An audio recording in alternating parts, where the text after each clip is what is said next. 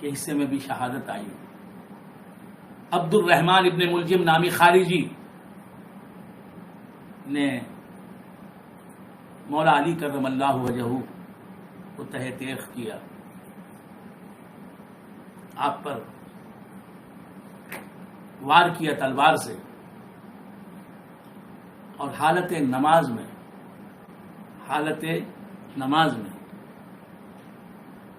حضرت علی کرم اللہ وجہہ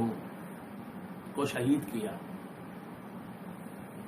تو 3 خلفائے راشدین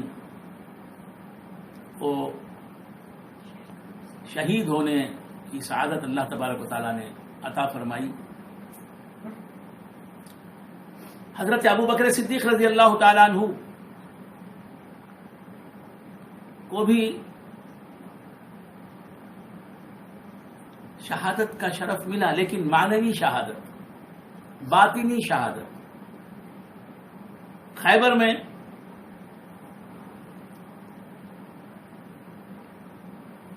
ہجرت کی رات سرکار دو عالم صلی اللہ تعالی علیہ وآلہ وآصحابہ وسلم کے ہمراہ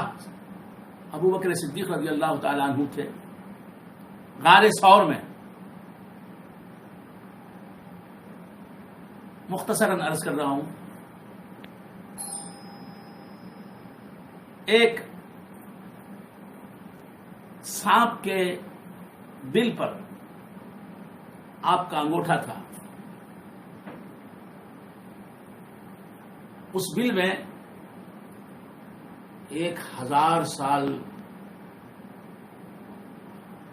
کا عمر رسیدہ سانپ تھا، اس کی عمر 1000 سال تھی. سرور کونین صلی اللہ تعالی علیہ وآلہ وآصحابہ وسلم کی ولادت باسعادت سے سینکڑوں سال پہلے وہ پیدا ہو چکا تھا، اور غار ثور کے ایک بل میں وہ تھا موجود. اس کی تمنا یہ تھی سینکڑوں برس پہلے سے کہ حضور انور صلی اللہ تعالی علیہ وآلہ وآصحابہ وسلم کی وہ زیارت کرے، حضور کے دیدار سے اپنی آنکھیں ٹھنڈی کرے.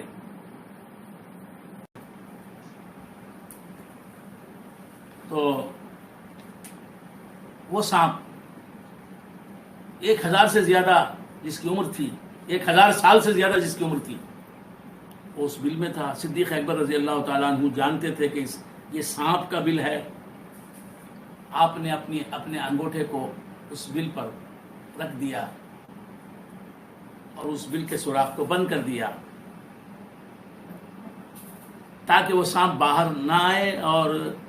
سرکار دو عالم نور مجسم صلی اللہ تعالی علیہ وآلہ وآصحابہ وسلم کو کسی قسم کا نقصان نہ پہنچے، تکلیف نہ پہنچے. سانپ تو بےتاب تھا زیارت کے لیے رسول خدا کی. جب دیکھا کہ صدیق اکبر نے اپنے پاؤں کا انگوٹھا لگا دیا ہے، بند کر دیا ہے وہ راستہ جس راستے سے وہ نکل کر باہر آ کر رسول اللہ صلی اللہ تعالی علیہ وآلہ وآصحابہ وسلم کا دیدار کرنا چاہتا تھا، اس نے حضرت صدیق اکبر رضی اللہ تعالی عنہ کے پاؤں کے انگوٹھے پر ڈس لیا. حضرت صدیق اکبر رضی اللہ تعالی عنہ نے اس ڈسنے کی تکلیف محسوس کی، بہت زیادہ تکلیف ہوئی، لیکن آپ نے انگوٹھا ہٹایا نہیں. اس سانپ کا زہر آپ کی رگوں پے میں سرایت کر گیا. مورخین لکھتے ہیں کہ صدیق اکبر رضی اللہ تعالی عنہ کی وفات جو ہوئی، موت جو ہوئی، یہ اسی سانپ کے زہر کی وجہ سے جو آپ کی رگوں میں سرایت کر گیا تھا. ہجرت کی رات، ہجرت کے دن غار ثور میں. بہرکیف اس طرح صدیق اکبر رضی اللہ تعالی عنہ کی بھی وفات ہوئی ہے، شہادت سے، لیکن یہ شہادت معنوی کہلاتی ہے، باطنی شہادت، چھپی ہوئی شہادت۔ باہر کیف مولا علی کرم اللہ وجہہ آج کی شب رمضان مبارک کی 21ویں رات شہید ہوئے۔ صدیق اکبر رضی اللہ تعالیٰ عنہ اور فاروق اعظم رضی اللہ تعالیٰ عنہ، یہ دونوں خلفاء راشدین، ان کی خلافتیں مسلمانوں میں کسی کو طبعاً ہی صحیح ناپسند نہیں تھی۔ حضرت صدیق اکبر رضی اللہ تعالیٰ عنہ نہ بنی ہاشم سے تعلق رکھتے تھے، نہ بنی امیہ سے تعلق رکھتے تھے، لہذا صدیق اکبر رضی اللہ تعالیٰ عنہ خلیفہ ہوئے تو نہ بنی ہاشم کو کوئی اعتراض تھا ان کی خلافت پر، اور نہ بنو امیہ کو کوئی اعتراض ہوا، وہ دونوں خوش تھے۔ حضرت عمر فاروق رضی اللہ تعالیٰ عنہ جب خلیفہ ہوئے صدیق اکبر رضی اللہ تعالیٰ عنہ کی وفات کے بعد، تو یہ فاروق اعظم بھی نہ بنو امیہ سے تعلق رکھتے تھے، نہ بنی ہاشم سے، تو ہاشمیوں اور امویوں دونوں کو برا نہیں لگا۔ لیکن جب تیسرے خلیفہ راشد حضرت عثمان غنی رضی اللہ تعالیٰ عنہ سریر آرائے خلافت ہوئے، خلیفہ ہوئے، تو چونکہ عثمان غنی رضی اللہ تعالیٰ عنہ بنو امیہ سے تعلق رکھتے تھے، اموی تھے، لہذا ہاشمیوں میں کچھ لوگوں کو طبعی طور پر، فطری طور پر کچھ ناگواری محسوس ہوئی کہ علی ہیں، علی کے ہوتے ہوئے عثمان کو خلافت مل گئی، علی ہاشمی موجود ہیں، ان کو خلافت ملی نہیں، عثمان جو اموی ہیں رضی اللہ تعالیٰ عنہما ان کو خلافت مل گئی۔ تو بنو امیہ تو خوش ہوئے حضرت عثمان غنی رضی اللہ تعالیٰ عنہ کی خلافت سے، کیونکہ حضرت عثمان غنی بنو امیہ کے خاندان سے، قبیلے سے تعلق رکھتے تھے،